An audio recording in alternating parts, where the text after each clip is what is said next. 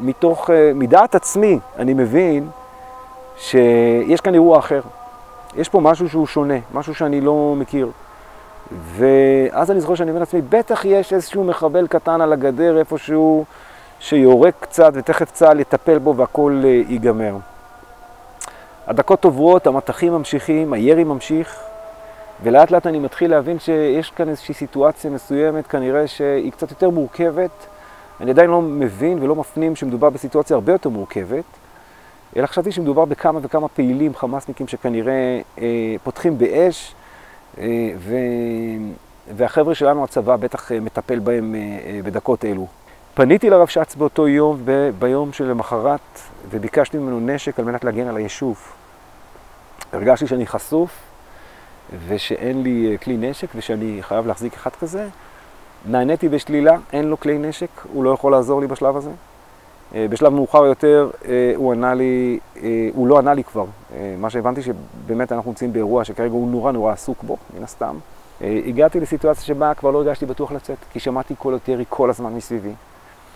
וכבר הפנמתי במהלך היום-יומיים של אחרי, שהם בעצם מתחפשים לחיילים, עומדים בצמתים ויורים בכל מי שמגיע.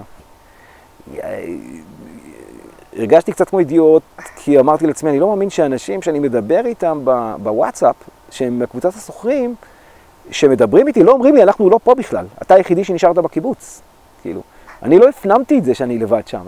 היה לי חשמל, היה לי אינטרנט, בניגוד להרבה מקומות שגם מים וחשמל לא היו להם. מיליתי כמה בקבוקים במים על כל מקרה שלא יהיה, בשביל שיהיה ככה בצד.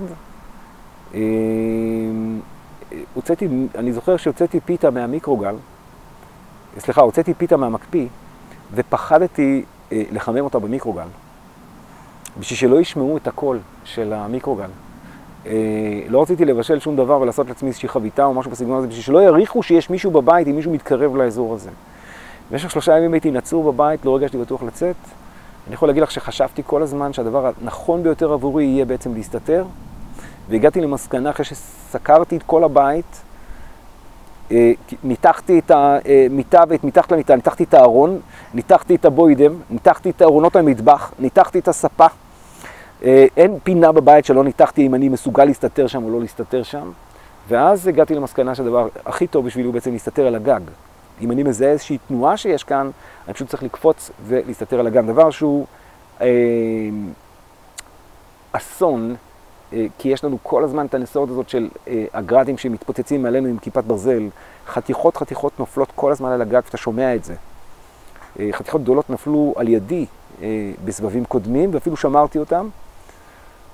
אז ידעתי טוב מאוד שאם חתיכה כזאת פוגעת בי כשאני בעצם על הגג, שוכב שם ומסתתר, זה יכול להיות רעיון מאוד מאוד לא מוצלח, כי אנחנו צריכים להסתגר, אתה יודע, כשיש זה, אבל אמרתי, פה יש סיכוי של 20% שיקרה משהו ויפול בדיוק עליי, ופה יש סיכוי, אם יפרצו לי לבית, אתה יודע, אותם מחבלים של 100% שאני לא אשרוד את זה.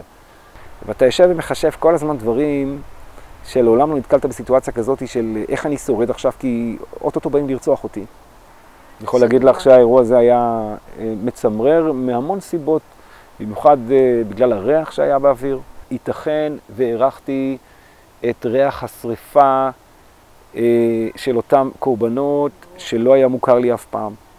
אנחנו לא מכירים מהו ריח עם כל הבוטות שיש בזה של אדם. אנחנו לא מכירים את הדבר הזה.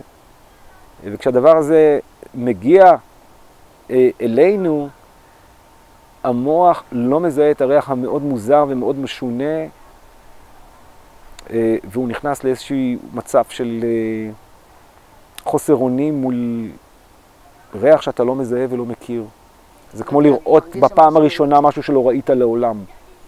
או כמו לשמוע בפעם הראשונה משהו שלא שמעת מעולם. אז בוא נגיד שהחוש הזה של הריח, יש בו איזשהו ארומה מיסטית יותר. כי ערכנו את כל הריחות שיש. ולא נשאר לנו ריח לא להריח, אתה יודעת, מכל הריחות שיש, מכל הדברים שיש בעולם. אבל את הדבר הזה לעולם לא ערכנו. כאן מדובר בריח של מלחמה, ריח של מוות, ריח של גהנום. זה היה ריח של גהנום. אם אתה מדמיין את הגהנום ואת הריחות שיש בו, זה בדיוק הריח שהערכתי. גופרית, אבק שריפה, ירי